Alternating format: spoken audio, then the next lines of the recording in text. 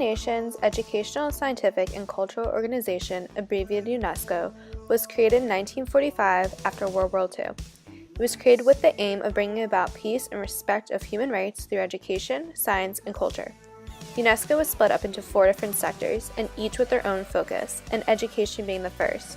The main mission of the education sector is to provide international learning societies that allow there to be quality educational opportunities for all of the population. One of UNESCO's greatest strengths is its ability to work with youth and young adults, specifically people ages 15 to 25. This population is most apt to believe in social change.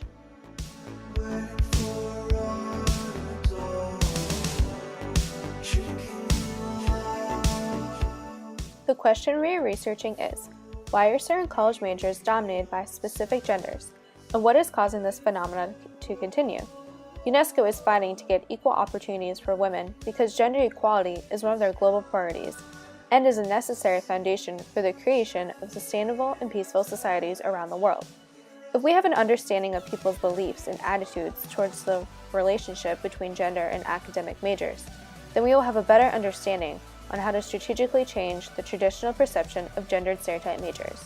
By doing so, we can help both men and women fully integrate themselves into diverse fields without fearing societal pressures and discrimination.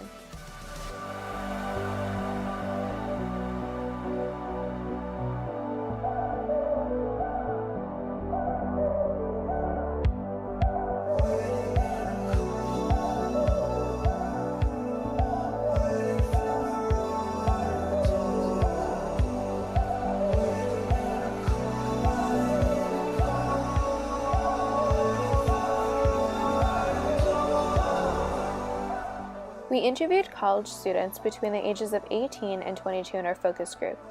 We reached out to the student body through social media like Facebook and Twitter. The focus group took place on Wednesday, November 18th at 5:45 p.m. in the library of the Chambers building. The focus group consisted of 10 participants, 5 males and 5 females. Prior to holding the focus group, we prepared an interview schedule of questions we wanted to ask. We started with non-directive questions because we wanted to get a general overview about our participants' attitudes towards the relationship between gender and academics. We then introduced directive questions to further clarify the participants' perceptions about the relationship of gender and academics. This helped guide our questions, which will help to explain the phenomena behind gender stereotype majors.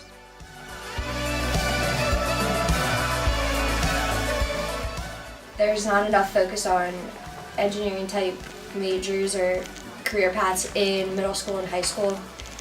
We only had like an architecture class offered in high school, which was the most engineering like. So I feel like if I didn't know have engineers in my family, I probably wouldn't have thought of it as a career path just because we weren't really studying it. I have no idea what engineering, or I had no idea what engineering was until I came here, until I had friends last year who could finally explain it to me. But I would have loved to have taken a class in high school that at least explained it to me or told me what it would do or where it would get me, but I didn't know. I think that it's, it would be helpful to kind of integrate more of those opportunities there to explore those areas into the curriculum or something, even if it's an after school program or something, because I think there are a lot of kids out there who they don't know that this is actually something that I'm damn good at, and Yeah, I'm in a group now with one other guy and one other girl, and it's probably the most successful group that I've been a part of as an engineering major, and she's definitely a big part of it because she's great. So do you think that having more of both genders in groups just helps in general? Yeah, I think it does.